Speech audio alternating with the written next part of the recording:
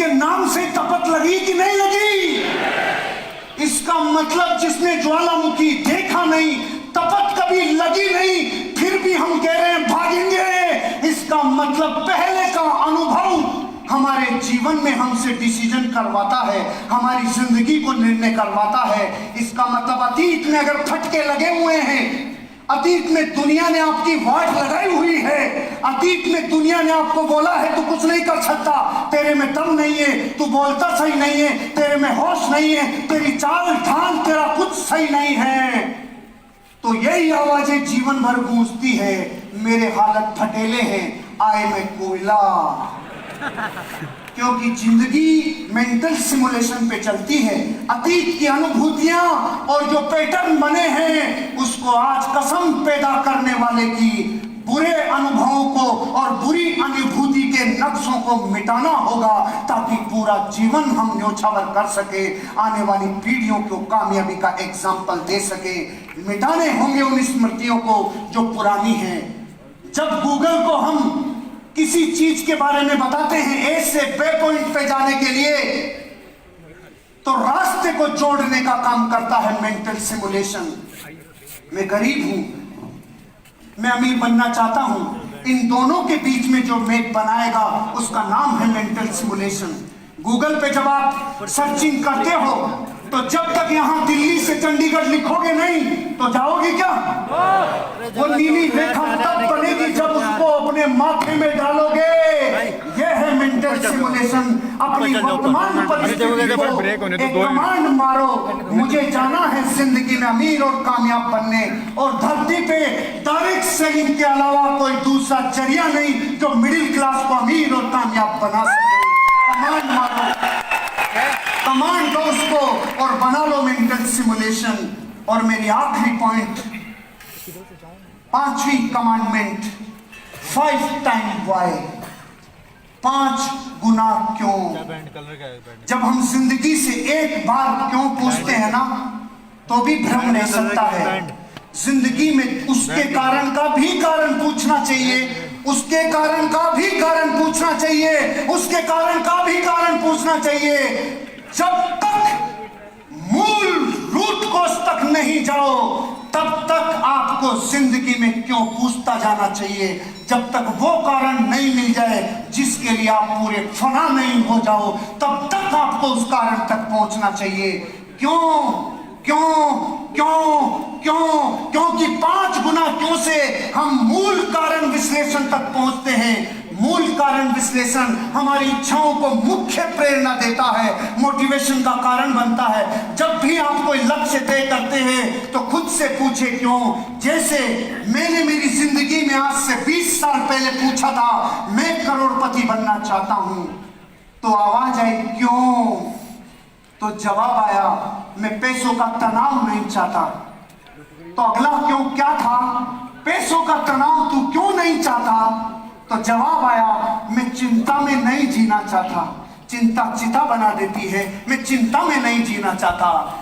तो अगला सवाल आया तू चिंता में क्यों नहीं जीना चाहता, क्यों चिंता महसूस करना नहीं चाहता, तो जवाब आया मैं सुरक्षित महसूस करना चाहता हूं, मैं सिक्योरिटी की फीलिंग लेना चाहता हूं, मुझे विध्वंस दिखता है जब सुरक्षा नहीं दिखती, ये जवाब आया। तो अगला फिर वाई मैंने पूछा तू सुरक्षित क्यों महसूस करना चाहता है, तो जवाब आया ताकि मैं फ्रीडम महसूस कर सकूं, मैं जिंदगी स्वतंत्र जी सकूं।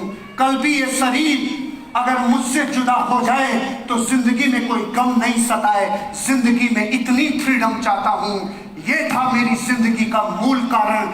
और वो पूछ रहा है 5वां क्यों, क्यों चाहता है स्वतंत्र महसूस करना, तो जवाब आया बस मैं फ्रीडम के साथ जीना चाहता हूं। पहुंच गया मैं मेरे रूट कोच पे पहुंच गया मैं वहां पर जहां मैं पूरा अपने आप को न्योछावर कर दूंगा।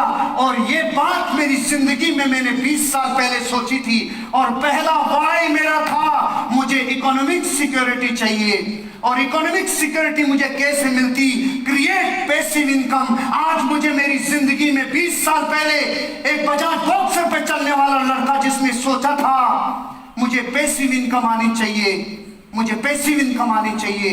आज मुझे पर मिनट का 92 रुपया पैसिव इनकम के रूप में आ रहा है। पर minute 92 rupees, every minute 92 rupees. Create passive income. आज से 20 साल पहले जब कुछ नहीं था तब सोचा, मेंटल सिमुलेशन किया तो आया।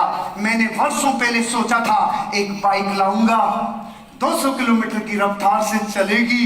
चलने से पहले उसकी रफ्तार मेरे कानों में गूंजती थी, उस रफ्तार को मैंने पाया। वर्षों पहले मैंने सपना देखा था, सर्दी गर्मी बरसात से जुदा रहना चाहता हूं। ट्रक वाले छींटे मारते हैं और भारत के लोग कहते हैं साले को चलाना नहीं आता। अरे प्रॉब्लम उसकी नहीं है, तू कार ले ले, तू कार ले ले। मैंने सोचा था, मैंने ले ली। फिर मैंने सोचा थोड़ी बड़ी कार लेना चाहता हूं जिसकी डिग्गी में सामान रख सकूं, थोड़ी बड़ी हो। मैंने सोचा कानों में किलकारियां गूंजी होने से पहले, और पाया। फिर मैंने सोचा जमीन से 6 फीट ऊपर चलूंगा क्योंकि ट्रकों की रोशनी आंखों में जाती है। सपना पूरा किया। फिर मैंने सोचा कहीं भी नहीं फंसनी चाहिए कार, चाहे रेगिस्तान के झरने हो, चाहे नदी हो, पहाड़ हो। सपना पूरा किया और एक दिन लेके आया लाल रंग की दुल्हन। 10 अक्टूबर 2018, 20 साल पहले जिस दीवार पे पोस्टर लगाया था वो रंग मैंने कभी मिटने नहीं दिया, वो प्यास मैंने कभी मिटने नहीं दी। हजारों रिश्तेदारों ने मेरे कमरे में आके बोला तेरे कमरे में तूने नाई की दुकान लगा रखी है, साला ये है क्या लफड़ा तेरा? मैंने कहा जिस दिन होगा उस दिन तुम्हारे ऊपर मुझे सिर्फ करुणा आएगी, और वो ही पोजीशन रही। 10 अक्टूबर 2018 को शाम को 5:30 बजे डिलीवरी ली और अगला कारण पूछा। रॉबिन्सन कंपनी होगी, R66 मॉडल होगा और वो हेलीकॉप्टर में लाने के लिए मैंने प्राण लगाया। अगली तैयारी वो है, अगली तैयारी वो है। फिर सपना था घर का, घर बनाया। हेलीकॉप्टर के लिए मैं क्रिकेटर हूं तो घर पे मैंने पिच बना रखा है। अब उसके ऊपर मैंने लिख दिया H फॉर हर्षवर्धन जैन और H फॉर हेलीकॉप्टर का हेलीपैड बना दिया मैंने घर पे। ये वर्तमान में मेरे पास सामान है, ये है, एक एक नहीं है, सारे एक साथ हैं। अब आगे वाले भी इसमें आएंगे क्योंकि मेरे घर पे जगह इतनी है कि 100-200 कारें खड़ी हो जाए। कैसी आदमी खेत में रहता हूं, साला खेत में। फिर मकान का सपना पूरा किया, 3 फ्लैट लेने का सपना पूरा किया। जो सपना देखा, जयपुर के जितने हाईवे गुजरते हैं उनके सारे पॉश इलाकों में ऑफिस खरीदे, और एक जगह ऑफिस, दूसरी जगह ऑफिस, तीसरी जगह ऑफिस। और फिर मेरे दादाजी बचपन में बोलते थे बेटा तू कलेक्टर बनेगा। मैंने कहा कलेक्टर बनूं या नहीं बनूं, बैठूंगा कलेक्टर के बगल में। अब कलेक्ट्रेट में बगल में बैठने लग गया, वहां भी ऑफिस परचेज कर लिया। जिंदगी में जितना सोना सपना देखा था उससे ज्यादा सोना ले लिया। ये थोड़ा सेंसिटिव है इसलिए बताऊंगा नहीं कितना ले लिया। लेकिन एक बात सुन लो, क्या जिंदगी में आप भी सोना चाहते हो? सोना छोड़ना पड़ेगा। अगर चाहते हो सोना तो छोड़ना पड़ेगा सोना। चाहते हो सोना, छोड़ना पड़ेगा सोना। मेरी जिंदगी का दूसरा वर्ड बिग थिंकिंग। मैंने बड़ी सोच पैदा कर लूं ऐसा सपना देखा था, और आज मैं 20 साल बाद गर्व से कह रहा हूं दुनिया का हर उद्योगपति, दुनिया का हर बड़ा सेलिब्रिटी तरसता है रात दिन कि हमारे बच्चों की सोच बड़ी हो जाए। और मां कसम इस स्टेज से छोटी मुंह बड़ी बात कह रहा हूं, आने वाले 5 साल में पूरी दुनिया अपने बच्चों की सोच अगर बड़ी करवाने के लिए भेजेगी तो सिर्फ यही इंडस्ट्री है, यही इंडस्ट्री है सोच बड़ी होगी, और दुनिया में कोई जगह नहीं। यही इंडस्ट्री है जहां एक बच्चा जन्म से अपनी जिंदगी में ठोकरें खा के अपनी जिंदगी को असलियत में जीता है, कविताओं में नहीं, फैक्ट को देखते हुए जीता है, बड़ी सोच बनाता है ये इंडस्ट्री। नाराज हो गया भैया? फास्ट, मेरे पास 2 ही मिनट बची है। एक ही तो होगा ना, ये भी कौन सा, ये भी रोग ही तो है। बेटर फिजिकल हेल्थ चाहता है हर इंसान। दुनिया में एक इंडस्ट्री है जहां पे आदमी फिजिकली फिट रहता है। बाहर की दुनिया में जाओ, या तो शरीर ऐसा बना लेंगे वन बॉडी में ही एवरी बॉडी, और या ऐसा बना लेंगे कि शरीर कहीं रह गया, आत्मा यहां लेके आया है।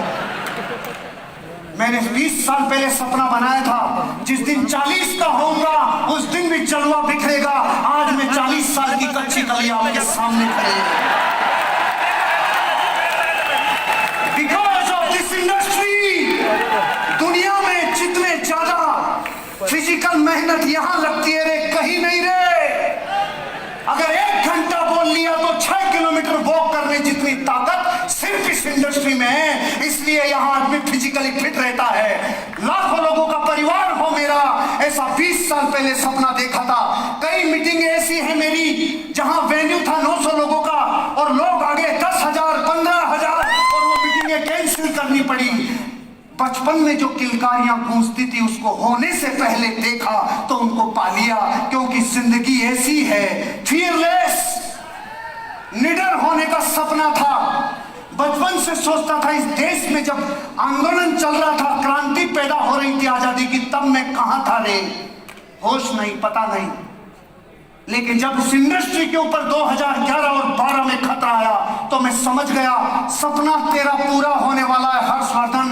जहां से रोजी रोटी चलती हो उस मां के ऊपर आ जाए तो तू बलिदान होने के लिए तैयार रहे। और लिखवा लिया मैंने अपना नाम क्रांतिकारियों में। फियरलेस, निडर बन गया। आज प्रधानमंत्री भी बात करे तो मैं रेडी हूं। इस इंडस्ट्री में, दुनिया में इतनी पावर है जितना धरती पे और कहीं नहीं। ये बनाता है फियरलेस, होप ऑफ अचीवमेंट, उम्मीदों की आशाएं, ऐसी उम्मीद, ऐसी जिंदगी जो लोगों को अपनी अचीवमेंट दिखा दे, ऐसा मेरा सपना था। कंट्रीब्यूशन कर जाऊं इस दुनिया में। मरने से पहले मैं हिंदुस्तान के 30 करोड़ लोगों की लाइफ को ट्रांसफॉर्म करके जाऊंगा, ये मेरा सपना है। क्योंकि मेरी डेथ होगी 82 साल की उम्र में, उससे पहले मैं मरने से पहले इस देश के 30 करोड़ लोगों को कमांडो बना के जाऊंगा, खतरनाक बना के जाऊंगा। उनकी पीढ़ी याद करेगी, कोई था जिसने जिंदगी बना दी, वो है कंट्रीब्यूशन। आप भी अपनी जिंदगी इसलिए जियो ताकि कंट्रीब्यूशन दे सको। लेबर ऑफ लव, अहंकार से तो रिश्ते कोई भी तोड़ ले। गली का कुत्ता भी अहंकार में आता है तो ज्यादा चिल्लाता है। ताकत प्रेम में लगती है। प्रेम से माफी मांग के रिश्ते निभाए जाएं। धरती पे एकमात्र इंडस्ट्री है जहां ये सिखाया जाता है, लेबर ऑफ लव।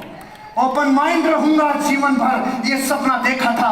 और ability to understand the people, लोगों के मन में जो चल रहा है उसको चलने से पहले ये पहचान लूंगा, ये देता है इंडस्ट्री। तो मैं आपसे कहता हूं, बदलाव के लिए तैयार हो, विस्फोट करने के लिए तैयार हो। क्योंकि विस्फोट कोई महीनों सालों में नहीं होता, कोई एक चीज नाभि पे लगती है और क्रांतिकारी परिवर्तन होता है। एक डाकू रत्नाकर बदल गया जीवन जब परिवार ने कहा तेरे पापों में साथ नहीं है, और बदल गया जीवन दुनिया उसे वाल्मीकि के नाम से जानती है। बदलता है जीवन जब महलों में रहने वाला एक सिद्धार्थ गौतम एक बाल टूटता देखा, एक पत्ता टूटते देखा और एक मुर्दे को देखा। बदल गया जीवन और दुनिया ज्ञान का स्वामी उसे गौतम बुद्धा के नाम से जानती है। बदलता है जीवन जब एक पत्नी का गुलाम आदमी सांप को रस्सी समझ के चढ़ गया है, लेकिन बदल गया जीवन। दुनिया उसे डिसिप्लिन का गॉड तुलसीदास के नाम से जानने लग गई। जो आदमी मूर्ख था, जिस लाठी को बेचता था उसी को काटता था, दुनिया उसे सदी का सबसे विद्वान कालिदास मानेगी। ये बात ख्यालों में नहीं थी। बदलता है जीवन, एक महलों में रहने वाला बैरिस्टर बदल सकता था जीवन, लेकिन 1 लाख साउथ अफ्रीका में क्या खाई, उसने बोला तुम्हें पूरे देश से लात मारूंगा, दुनिया उसे बाबू के नाम से जानती है। बदलता है जीवन, एक प्यारी सी बेटी अचानक रेस्पॉन्सिबल बहू बन जाती है। बदलता है जीवन 360 डिग्री। बदलता है जीवन, एक केयरफ्री वाइफ बदल जाता है रातों रात जीवन जब वो माँ बन जाती है। नजरिया है आपका, जिंदगी है आपकी, और जिंदगी में बदलाव ही बनाता है आपको। Thank you. God bless you.